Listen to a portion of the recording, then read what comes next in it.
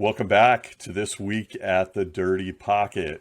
It's messy and we talk about it. I am joined by my partner in crime, the Scout, Daniel Kelly. How are we this week, my friend? Doing pretty well there, Stacy. Pretty well. How are you? I'm doing great. Each and every week, for those that listen, it's crazy. I'm out here at a real decent hour of 9 p.m.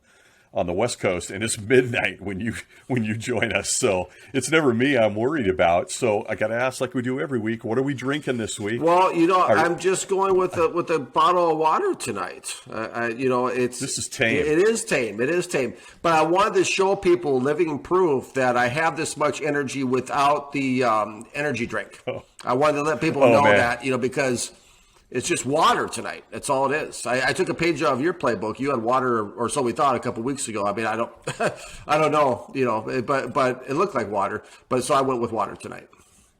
I can confirm you do not need an energy drink or a pot of coffee. And as for water, it's good for the skin, man. Look at this face. Hey. Look at this face. I've got water. Water's my only chance at this point. That's awesome. That's awesome. A beauty tip only on our show from our host Stacy tonight. An inside beauty tip. Meanwhile, we're keeping you up all night when you need beauty sleep. That's okay. Yeah, that's okay. We're in two different days. We're in two different days right now, so that's okay. It's so you're in one day and I'm in another day now, right? If it's past midnight. That's deep. It is. That's really deep, actually, man. Yeah. I never thought about that. It's Thursday here and it's Wednesday where you're at. I mean, it's tomorrow. It's tomorrow. Hey, it gives a whole new meaning to let's look ahead.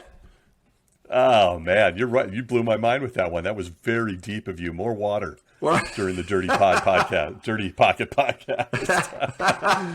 All right, man. Well, let's jump into football. As usual, we were not short on storylines this last week. Some upsets, some weird trends starting. We're not even going to go down the road with the rookie quarterbacks. We're letting them breathe for a few weeks because we could talk about them for 2 hours. Yeah, and it's exhausting. I want to jump in and speak with you about something near and dear to your heart, and you are decked out tonight. I am. I'm in my Dexter Manley throwback. You can't see it, but I'm in my Dexter Manley throwback. This is a defensive end. At 13 years old, he invited me to the team hotel when the Redskins came up to play the Minnesota Vikings. I called them Christmas night. I called all the hotels in the Twin Cities and just try to get my heroes on the phone. I asked the hotel, they'd answer the phone. I'd ask for a certain player. Well, I called the Bloomington Marriott by where the Mall of America is now, if you've ever been up to Minnesota.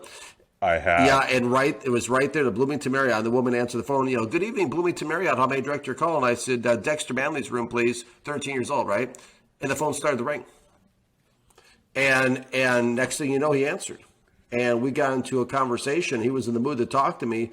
And, I told him how his poster hung in my bedroom wall. He told me what it's like to sack the Cowboys quarterback, Danny White. And next thing you know, he goes, how would you feel about coming out to the team hotel tomorrow and get some autographs and see the team and meet the team and all the guys and get some pictures? I'm like, yeah. And so Dexter Manley jersey, that's what I'm wearing. The story's in my book, whatever it takes.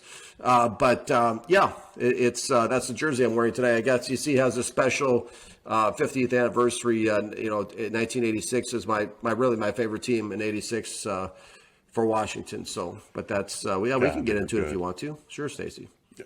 Oh God, I love it. Dexter Manley was such a beast. Oh, yeah. Absolutely. We got to get it. We got to get him on the Dirty Pocket, man. I would love to hear some more stories. Absolutely. Yeah, the best defensive end I've seen play in 40 years. Whoa. Mm-hmm. Whoa. So I'm cringing a little bit considering there's this little gentleman that I think is pretty darn good at the defensive end position. Especially in the 4-3, but we'll argue about that on a future Dirty Pocket. Hey, I'm trying to make this something other than a Rams podcast, Stacy. every week I'm throwing them in somehow. Rams. Every week somehow. I'll see if you sneak it. Well, you already did. You're snuck it in this week already. So. Hey, I was throwing you a bone because we're going to talk about the Washington football team and. Boy, there's a lot to talk about, man. So I want to get your opinion, not only as a fan, but obviously as a former scout and aspiring GM in the NFL. There's a couple of things that really are starting to stand out to me, and one of them is really disappointing. I'm not even going to pull any punches on it because I made some bold predictions about one side of the ball in Washington that are just not coming true, and I can't figure out why as I watch the game. But let's start with something a little more positive and somebody that you're big on. Fantastic article this past week on Taylor Heinicke. I, too, think he's a baller, a lot of fun to watch. Last week we talked a little bit about the fact that you see some Brett Favre-esque type play out of him, and Brett's one of my favorite players of all time. Me too. He's just a blast to watch play football. But I'm looking at Taylor Heinicke, and he did not have a good game this last week. You're high on him. I mean, you were waxing effusive in your article on NFL Draft Diamonds. But, a 46 QBR and his lowest game yardage total of the year. Just overall, and I don't want to get into the John Gruden stuff, and I know you don't either. What is going on in Washington with the Washington football team? I mean, they go to the playoffs last year. They scare the Buccaneers to death. And we're thinking this year they're going to take that leap forward. It's not happening. What's going on? That's a very good question. I go back to what I consider to be the most important element in team building in the National Football League, and that is the element of chemistry. This is something that, I grew up watching the Washington Redskins. There's obviously two different teams we're talking about. There were the Redskins back then and the Washington football team now. But when I grew up, I had the privilege and honor to really watch and learn from and study almost through osmosis, the building of the Washington Redskins dynasty back in the 80s and early 90s by Bobby Bethard, who I consider to be the greatest general manager in NFL history. And it's not just because of a bias, because I grew up as a fan of Washington. It's because he built a 3-time Super Bowl champion with 3 number 1 draft picks, period, over 11 years period of time. This is not 3 number 1s in 1 year like we just saw, Trey Lance get traded for. 3 number 1s in 11 years. And he built these teams with cast-offs, rejects, and misfits from other leagues. Guys that, he brought a bunch of guys in from the USFL, the Ricky Sanders of the world, the Gary Clarks, Kelvin Bryants, those type of players. A lot of mid to low round draft choices. And Bobby Bethard got it. He was a guy that always walked around with Hawaiian shirts on. He wasn't a suit and tie guy. He was, a guy that always digging into the film. He was a super scout. Is really what he was, is what GM label. And he was a visionary. This is a guy that walked into the owner's office, into Jack Cook's office, and recommended Joe Gibbs as a head coach to Mr. Cook. And you know what Mr. Cook said in a classic Mr. Cook voice? He said, now Joe Gibbs still tells a story in NFL films. He said, Joe who? That's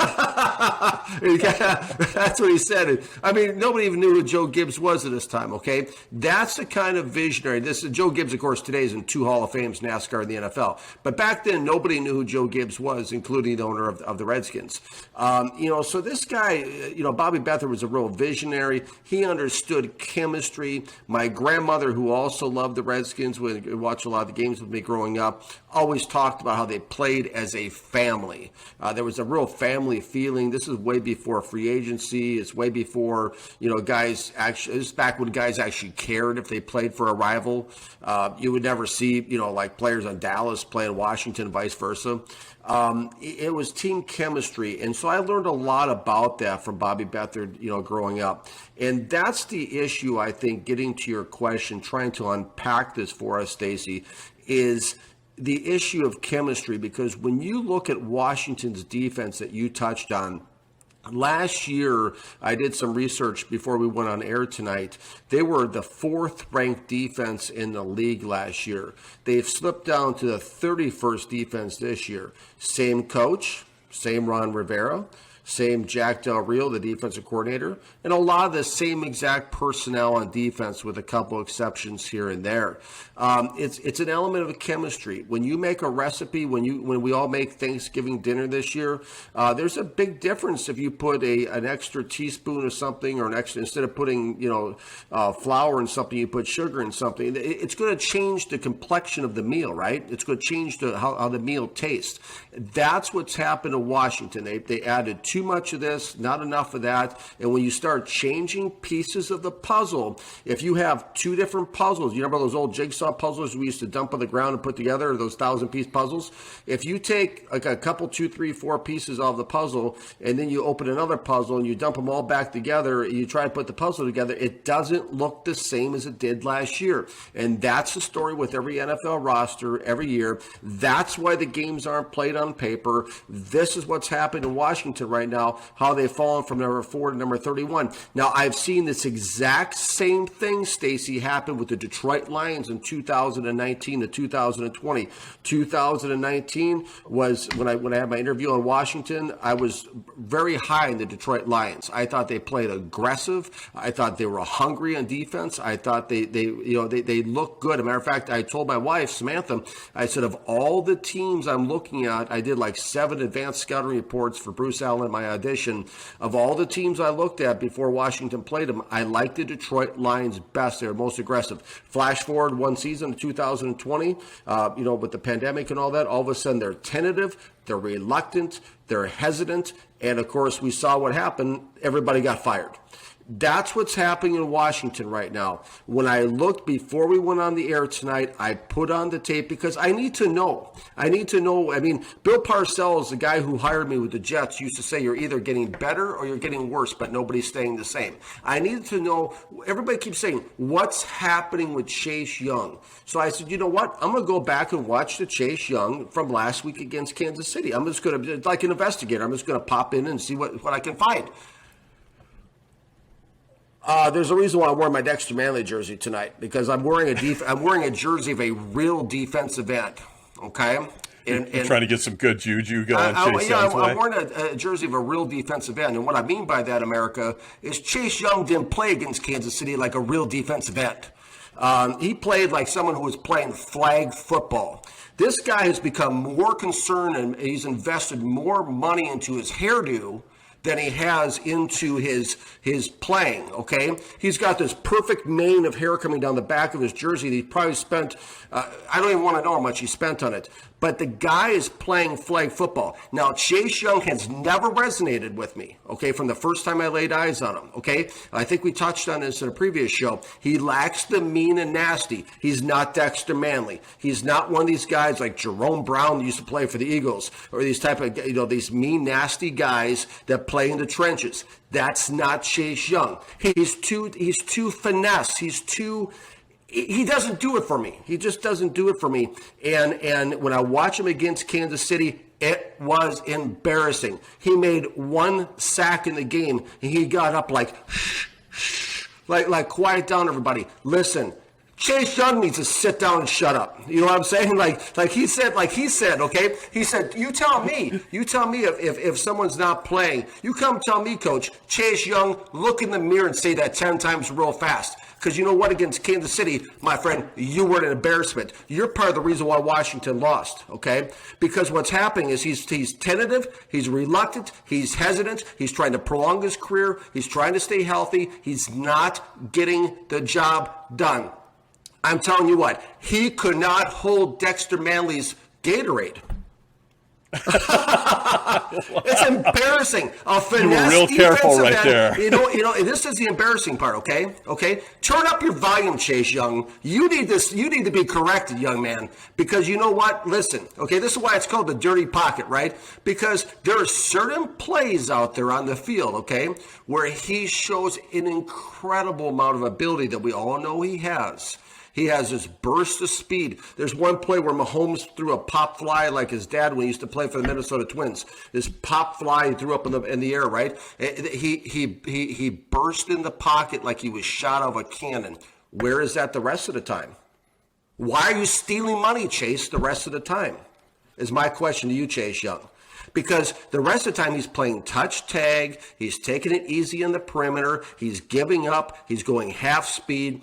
There's no power at the point of attack. He's not putting any offensive tackles on skates. He's just simply sitting out there playing flag football. So when you ask, Stacey, long answer to your question, but when you ask what's wrong with the Washington football team, it starts and ends with Chase Young. I am so exhausted not because it's past midnight out here, but I'm so exhausted of everyone playing pin the tail on the donkey with Taylor Heinicke. When Taylor Heinicke is fighting like mad to win.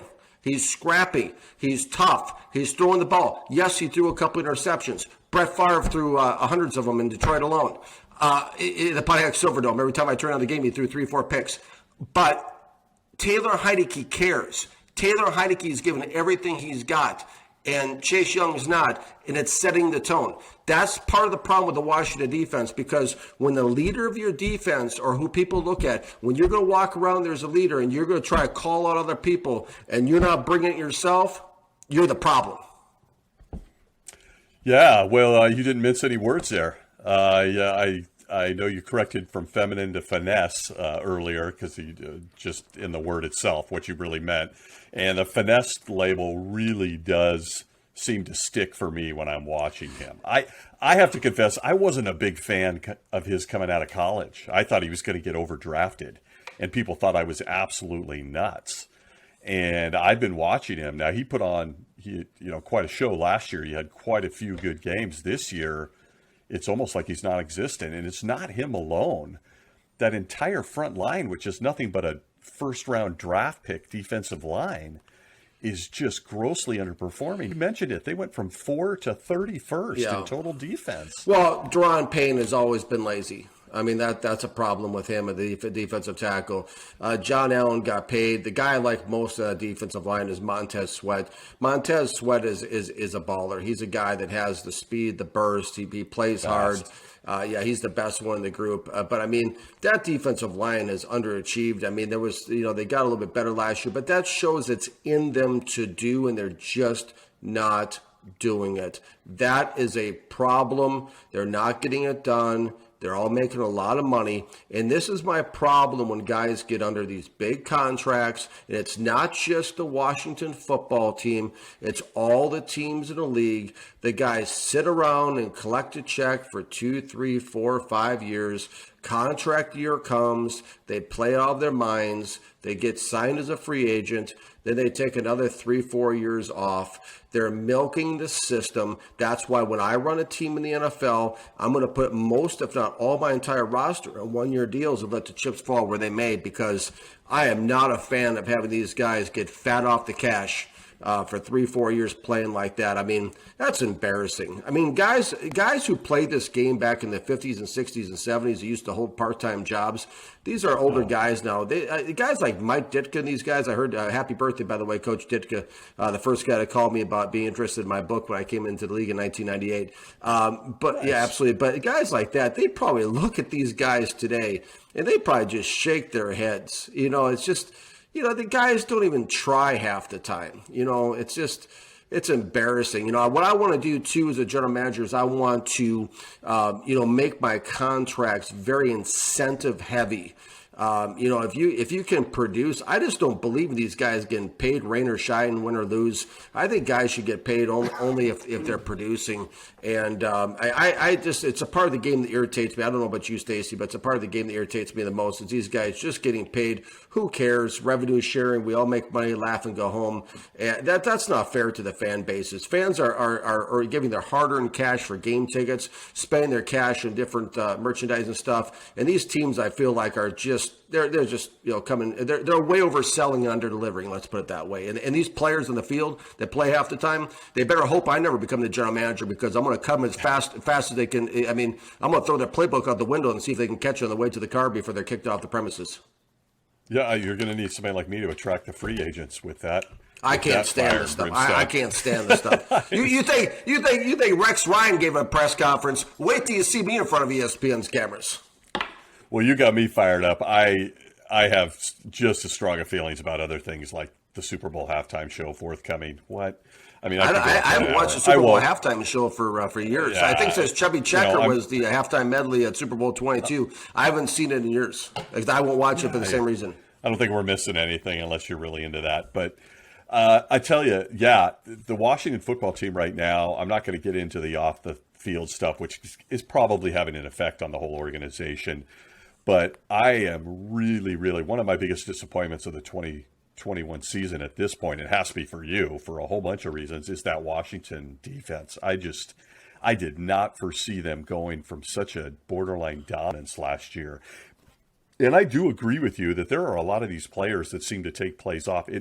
It's where you can't help but respect a Tom Brady. You can't help but respect an Aaron Donald. Guys that train so hard day after day in the offseason. They come in and they leave it all on the field. Love them or hate them. They're there because they really love the game. They're both getting paid. They're rare. But they're rare.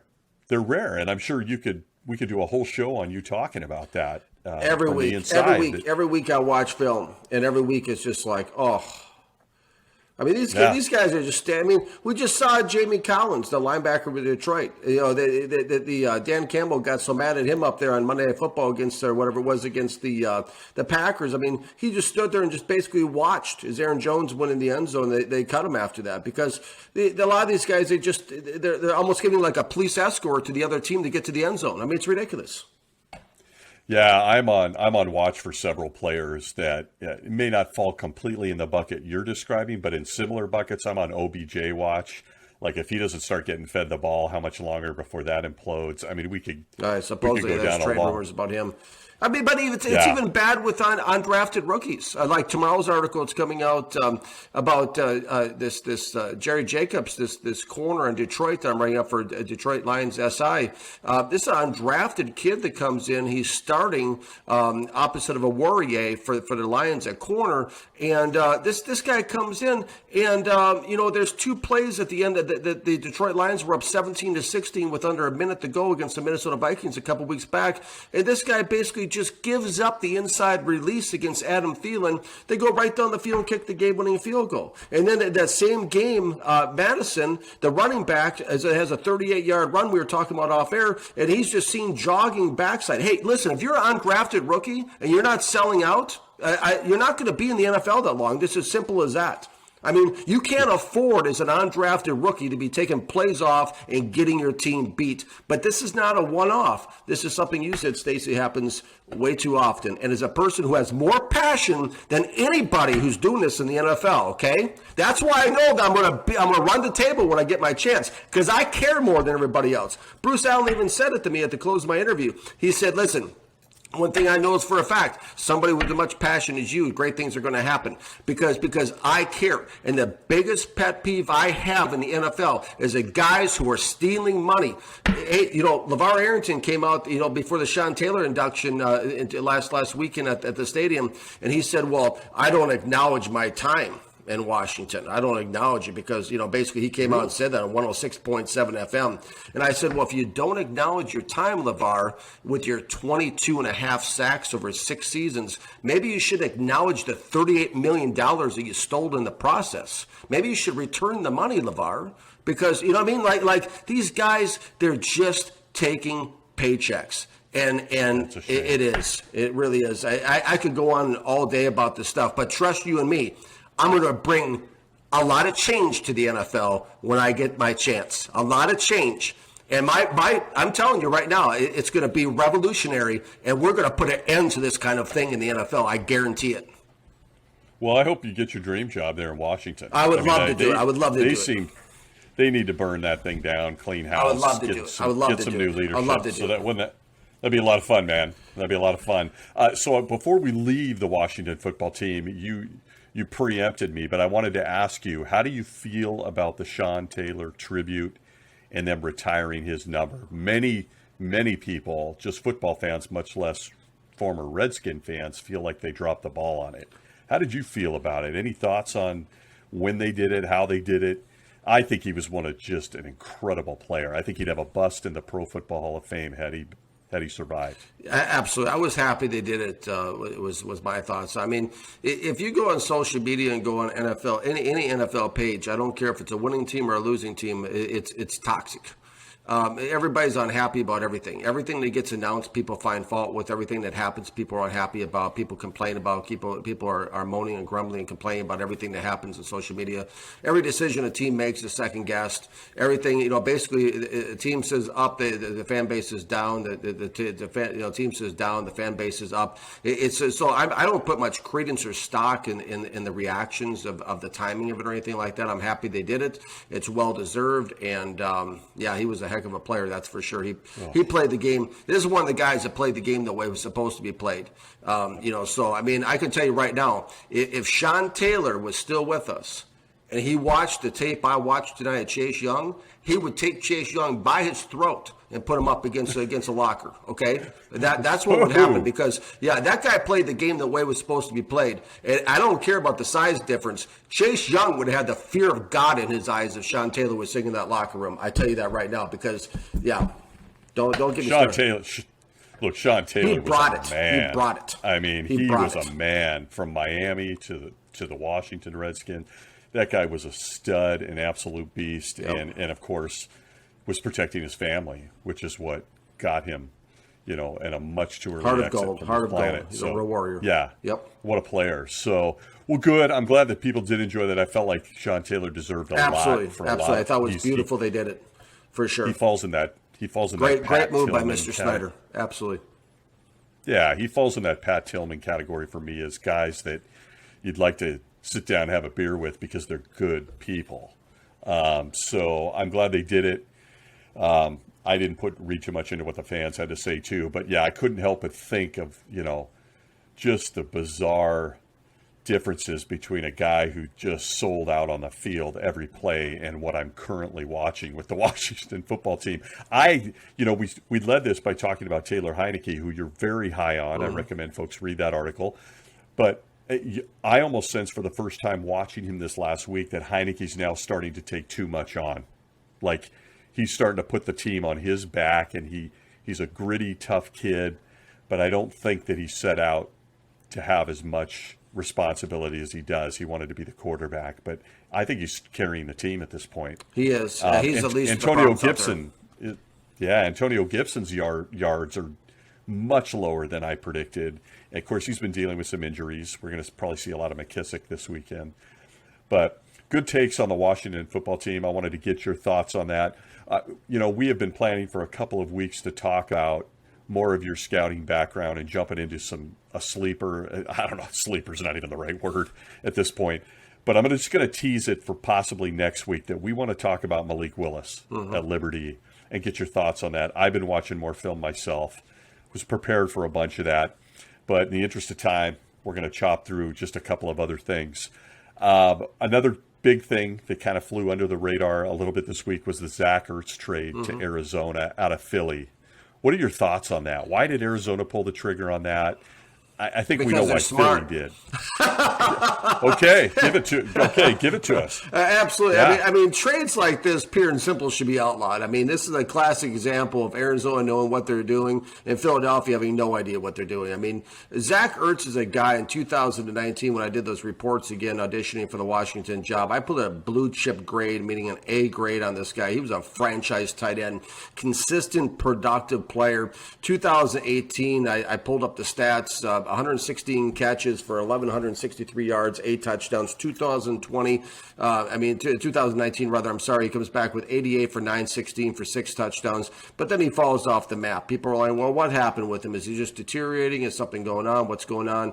2020, he has 36 catches for 335 yards, 1 touchdown, bounces back in 2021 with 18 receptions for 189 yards and 2 touchdowns. 2 things I want to touch on that are important about Zach Ertz's time in Philadelphia. Number one, the synergy. Again, we go back to chemistry like we talked about the Washington defense, right, Stacey?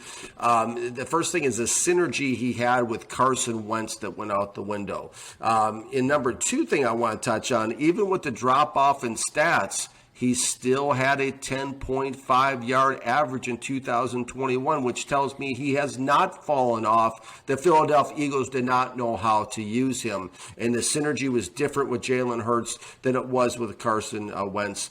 There's so much to be said. There's so much more that goes into this game than just height, weight, speed, and play design. The synergy, the chemistry, the intangibles go into it. I think that because in 2018 he had 10-yard average, in 2019 he had 10.4. So I think the talent is still there. Arizona stole him. I mean, let's face it, Stacy. When you have weapons like Arizona has, you have DeAndre Hopkins, you have AJ Green, you have Christian Kirk, you have Rondale Moore, you have Chase Edmonds at running back. This is a huge trade for Arizona. They could possibly push them over the edge. Great trade for Arizona. Awful trade for Philadelphia. They pick up some corner that nobody knows his name of and some fifth-round draft pick in exchange for a Pro Bowl guy. I don't know. It just seems like they just gave him away, if you ask me. Yeah, can't disagree. The Philly situation, I realized that basically he was just an embarrassment of riches that they could no longer deal with because they got to re-sign Goddard. But Zach, I mean, Ertz was a key part of that Super Bowl run, and I agree with you. He seemed to have a lot of chemistry, not only with Wentz, but even when Nick Foles came in, he was such a key piece to that team. So absolutely, I'm happy for the kid, but I'm going to be straight up and tell you, as an NFC West guy who happens to like that team in Los Angeles, I'm a little concerned. I mean, the Cardinals are loaded.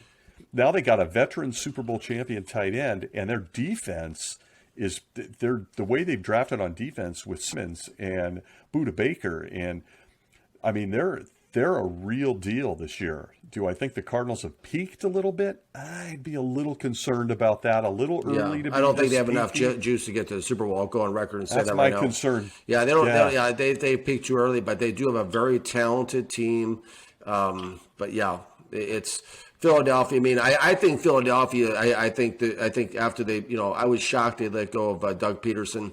After he won the Super Bowl for him. Thanks for nothing. Let's get rid of this guy. I think that was a huge mistake, and I think we're gonna see the Eagles reeling for years trying to recover from some very bad decisions. Zach Ertz is the latest of a bad decision they made. And I agree with you, and that's all the more reason when we're talking about the Washington football team. I mean, this was their chance. The Cowboys are loaded as well. Let's be honest. Particularly on offense, Dak is having an MVP type season. He's just been unbelievable. And I know you love Micah Parsons, so we won't bring him up. But another guy that plays half the time. Yeah, the Washington football team really had a golden opportunity, at least for a wild card spot, if not the division. So this is shaken down to be real interesting at almost midpoint of the season. And I think Ertz was a steal. Absolutely. One of the biggest steals we've seen in recent trade history, for sure, if not longer. Couldn't agree more. Well, let's pop over to our weekly picks. We try to pick 2 to 3 games we think are interesting prior to the games this weekend. This is where the show becomes a Ram show. Wait, no, that's not true. But, let's talk about that. I didn't ask last week, but this week, let's be honest, as the writer covering the Detroit Lions for Sports Illustrated, you have a vested interest in this game too, because this is going to be the most wacky, emotional, potentially bloody mess of a football game that we have all weekend. Jared Goff and the Detroit Lions, winless, 0-6, returned to the team he took to the Super Bowl. The Los Angeles Rams, 5-1, who happened to be quarterbacked by the Lions' last quarterback, Matt Stafford. So I think there's some storylines here, not just Ram love. And you are the SI Sports Illustrated guy for the Detroit Lions. So what do you see happening in this game? And this is game 1 of 3 that I'm going to ask you about. Well, it's interesting. Well, there's another storyline too, of course, that we're not touching on, because there's a lot of characteristics that crossed over from your team and my favorite team of all time. I mean, like George Allen going to the Rams, that type of thing. It's okay. I'll stop. Now this game we're talking about. The Rams are going to win this game. I mean that's obvious. Cool. I did a feature story today for SI Detroit Lions on Cooper Kupp and the receiver. receiver, and Nice. you'll love that. I know you'll probably keep me up to 3 o'clock talking about him. I'll be tuned into that one. Yeah, absolutely. But Kupp is going to create some. It's the best receiver Detroit's seen this year. Kupp leads the league in receptions. He's tied for the lead in receptions with Devontae Adams and Tyreek Hill, and he's leads the league with 7 touchdowns and second in the league in number of yards receiving. This guy is lethal, and he's short, medium, and long. And the scout that found Kupp that really liked him was Brad Holmes, who's a general manager for the for the Detroit Lions. Great this point. is gonna be a really interesting dynamic for Lions fans because they got their team general manager who found Kupp, who's probably going to find the end zone for the Rams, and then you got of course Kupp's yards per game has gone up from from 63, 64 in that range last year average up to about 108. So he can thank their old quarterback Matthew Stafford for that. Stafford's going to shine. Goff isn't. This one's going to be a very ugly game for a lot of reasons for Detroit fans, I feel, and the Rams are going to run wild. I can't imagine on the human side, man, how somebody like Jared Goff feels. He opened SoFi Stadium. He took him to a Super Bowl. He took him from just the grossest team in the NFL to now he's playing for the grossest team in the NFL, I think. The Lions roster is just void of any talent. We can pick on Goff all we want. He definitely has some things he needs to work on. This last week was They have no receivers in Detroit. They've got nothing. No receivers. They've got nothing. How do the Detroit Lions, who had the 31st ranked pass defense last year, how do the new regime even justify going into Detroit and returning the same secondary to the field and allowing Kenny Galladay to walk, who I never liked that much, to the Giants? I give him a B grade. He was, serviceable, but they let him walk, and they replaced him with a 4th-round draft pick, Amon-Ra St. Brown, and they brought in all these street free agents, undrafted guys at receiver. If you don't have a secondary, and don't get me started on Will Harris, who should be fired. He should be cut tomorrow, the safety, number 25. I've been giving him an F grade for the last 3 years. I've colored him in pink, which is my F grade scale, on my color grade scale, right? The last 3 years, awful, terrible, just I don't even know what they're seeing in Detroit, but how you return that secondary and how you don't address the receiver position. I mean, there's a reason why the top receivers of the Lions are tight ends and running backs like DeAndre Swift and TJ Hawkinson, and of course Jamal Williams, is because they don't even throw to. So that's the Goff's defense.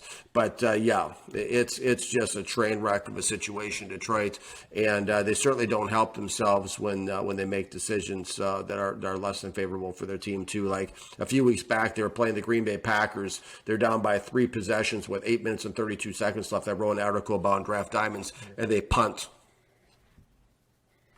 They've done some that coaching staff is young, I guess. I mean, it's filled with ex-NFL players, from the head coach to the defensive coordinator to you name it. And I like what Campbell's trying to do. Their offensive line, when healthy, is among the best in the league. But I want to point out to everyone who thinks Jared Goff is the only problem in Detroit. Again, he's playing without Pro Bowler Frank Ragnow. Taylor Decker's still out. He's got Penei Sewell, don't even start, playing left tackle. And he's got if you watch the All-22, he has nowhere to throw. Now, I can't say that about this last week. He missed some open guys last week, which was a gut punch for even me. But they sit on Hawkinson. The rest of the guys can't separate. And Jared Goff is not Lamar Jackson. He is not Patrick Mahomes. If he's in the right system, I think he would be very successful. And he's proven he can be a Super Bowl quarterback. But I think he's going to get absolutely destroyed on Sunday. McVay is going to probably go. This is personal. He's going to go out of his way to embarrass him. This is personal. Yep, I think it's personal too. I'm just going to say it. And I pray that a guy who was his close friend at one time, Aaron Donald, has a little mercy on him, because they're going to line him up over Penei Sewell. And folks, turn on your tape and everybody start to cry, because the rookie's going to school. Yeah, absolutely, absolutely. And let me say it again: attack Penei Sewell through what, Stacy? The B gap, inside big gap, shoulder. The spin back move, the inside gap. Yeah. Sewell's going to be destroyed this weekend. You know who the best guy in the NFL is at doing that? His number 99 for the Los Angeles Rams. What a shock. How did you know that information, Stacey? I'm kind of a fan. I'll leave it at that. That's weird. Goat. Well, I tell you what. Goat. I tell you what. Penei Sewell made old man, 33-year-old Everson Griffin look like he was like an All-Pro who's on his second go-around in Minnesota Vikings. He made Penei Sewell look like a 21-year-old statue a couple weeks ago. So if Everson Griffin's doing that, wow. Oh, well, imagine Dan Campbell. He's going to slide every single offense. Aaron Donald will be triple teamed. They're not going to let Sewell take him on one-on-one. They're going to chip block with tight end. They're going to do whatever it takes, which means the rest of the Ram defenders are going to be obliterating Jared Goff. Yeah, and the blitzes and linebackers and corners and all that stuff. It's going to be ugly. Folks, hide your kids' eyes in this game. I'm looking at a 42-3 type game. And that's with the backups playing the third and fourth quarter. I just think it's going to – I've watched Detroit. It is ugly. In that city right now, and I feel for the Lions fans. And it's sad. It's really sad. It really is. Can you imagine what Stafford is going to do? It's that hard to put together a winning franchise. I mean, Bruce Arians, he goes into Tampa Bay and takes them to the Super Bowl the first year. I mean, it's not that hard. It's just about knowing what to do. And like I said, I go back to it. How this new regime, how Brad Holmes and Dan Campbell, I'm just going to say it, came into Detroit and all they talked about is instilling a new culture, and you do nothing to improve some of the worst pass defense in the league, and you do nothing to address your situation at wide receiver when you had ample opportunity to do both is absolutely beyond me. I don't understand at all. Yeah. I mean, on paper, the Detroit Lions guaranteed themselves no more than maybe 1 or 2 wins all year before they ever snapped the football with that kind of a setup. I don't care what the culture is. If you don't have talent, it doesn't matter. Yep, that's it. And so people are bashing the quarterback, which is what we all do. But that's not all golf. It's not all golf. It's not even remotely all golf. Goff has things he's got to work on, but that's when you don't have any safeties. You don't have any safeties. You're playing with 9 men on defense. Let's start there. Yeah, I think Jeff Okudah might have just bailed early because he'd seen enough. It's a whole other conversation. But, okay, rapid fire now on the last two. Semi-interesting. I'm going to just rein you in on one of these people. But Colts, 49ers, Carson Wentz versus some guy named Trey Lance. Who? Exactly. Let's just keep it there. Are the Colts one of those teams that you're kind of looking at as they may catch a little fire, like they'll be better at the tail end of the season than they were the first? They've always been that kind of team, though. They've always been kind of that team that comes on a little bit later, historically. Absolutely. I'm really surprised, to be quite honest with you, that the Colts didn't make a play for Zach Ertz. Because of bringing him up there with Carson Wentz, that would have made a lot of sense to me. I mean, you all you would have to do is trade a punter and future considerations. It seems that's all basically, Arizona gave away to get Ertz. In the Trey Lance situation, another I gave him a UFA grade, undrafted free agent grade, coming out from North Dakota. We won't get too much into that right now in the interest of time, like you said. But this is a quarterback who looks to. Let me rephrase that. I guess he's a quarterback, but this guy looks to run first, throw second, and you watch him when he goes back there. Every single time he gets a little jumpy in the pocket, he takes off and tries to run. He already got himself banged up a little bit with the injury a couple weeks ago, and this is a big problem. And I'm telling you, he is going to he gets worse as the downs go on. First down's his best down. Second down, he gets a little worse. Third down, because he lacks confidence, which Kyle Shanahan totally misread, because he lacks the confidence, he gets worse and worse as the pressure increases. He makes more and more mistakes. In the preseason, when he was in the game, I believe he had 30% conversion rate on third downs. This is from memory, and 16% conversion rate at the intermediate part of the field. He tends to hit defensive backs in the hands more than his receivers. And he doesn't have any touch on the ball as well. He basically throws a very hard ball that's very hard to catch. And he looks like an undrafted free agent they're trying to make this kid into a franchise quarterback. And if they trade Jimmy G before the deadline, everybody in that building might as well get cardboard boxes on and start packing, because he's going to get the entire building fired. Even the janitor's gone. So I agree with you. I think the Colts are going to roll in this one, and the Niners are going to start a skid. Yeah. And I'm going to throw out a real big, salacious comment right here. If I am the 49ers or even the Cleveland Browns, who we're about to talk about, those are teams that should look at somebody like Jared Goff. I think in those systems, good running games, West Coast. Anyway, subject for another day. We'll talk about it another time. But I think the Colts roll the Niners this weekend. And no, that is not my Ram bias coming through. I just think the Niners are in trouble. I just really do. And I think that Shanahan might be in trouble. Okay, last pick of the game. Shanahan, I mean, come on. I mean, he's had 3 out of 4 losing seasons, and people think this is a good head coach. Losing record. Excuses, injuries, all that stuff. You don't make excuses in the NFL. You actually know how to build depth. That's how you overcome that. Yeah, I think he's brilliant, but he falls into this strange bucket that's a subject for another podcast. He's a coordinator, not a head coach. Yeah, it's kind of where I'm at. Yep, it's kind of where I'm at. And guess what? His dad, if it wasn't for John Elway, he probably would never even know his name. That's an argument we need to have on here. That's an interesting one.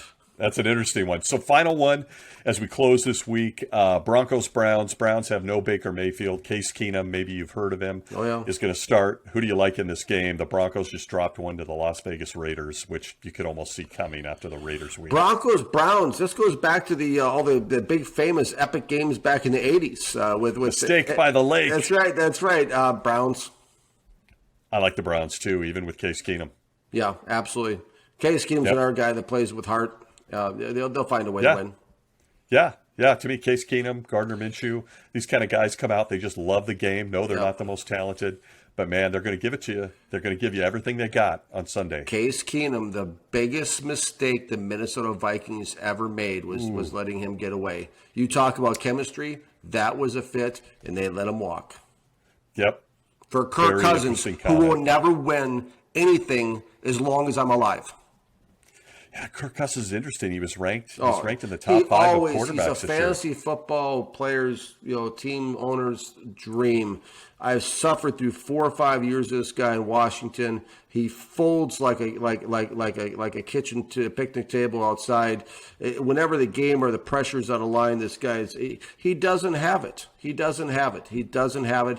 I wrote a letter to Jimmy Haslam, the owner of the Cleveland Browns, in 2000, I think it was 17, begging him. There was some talk about Kirk Cousins possibly going to Cleveland, begging him not to do it. The Vikings did it. It's been a disaster. They'll never win anything with this guy. It's just all statistics. Who cares? There's only one statistic in the NFL that matters, and that's called winning a Super Bowl. And Kirk Cousins, the most overrated player in the NFL. You heard it here. Whoa. Okay, so folks, there's a teaser for a future Dirty Pocket podcast. We might do that live streaming so we could get all the angry people yelling at us during that. Let's do that one on Twitch. Let's do that. Let's start the show and say Kirk Cousins, the most overrated player in the NFL. We're taking your calls right now. I love it. Okay, there you go. We've just thrown it out there. So that's a wrap for this week. We got to get you into sleepy time hours out there. How can I sleep when I'm this hyper? I'm drinking water, and there's no way. How do I come down off this? It's like going from the ball dropping in New York at Times Square at midnight to I'm going to take a nap. I got to tell you, man, I feel for your wife. I think you probably make her like run around the block with you 8 times before you crash or something. But what's even more scary is after I get a couple hours, like last week we did the show. I went to bed at like 1 o'clock. I woke up at 3:30, couldn't sleep because I started having thoughts about one of these players. I started writing an article at 3:30 to 6 o'clock in the morning after we did this podcast. You get me so ramped up, Stace. You get me so.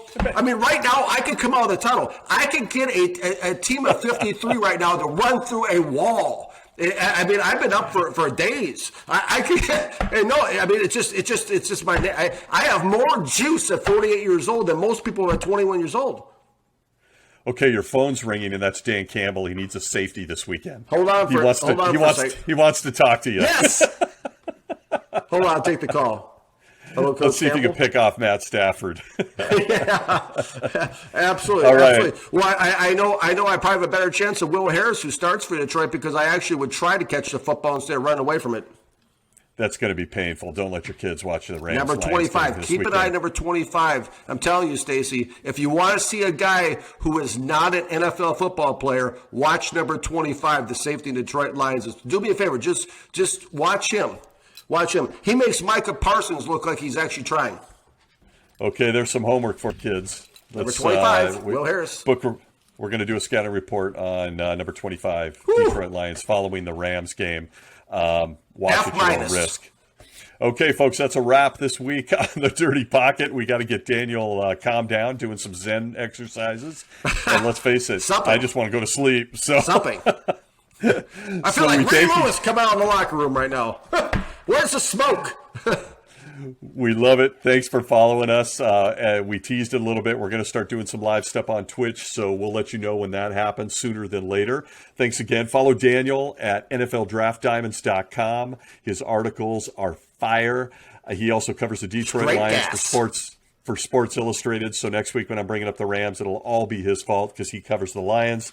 And Whatever It Takes book, go check it out. You can find me at gridironicon.com, holding the Gridiron Icon podcast. But together we are better.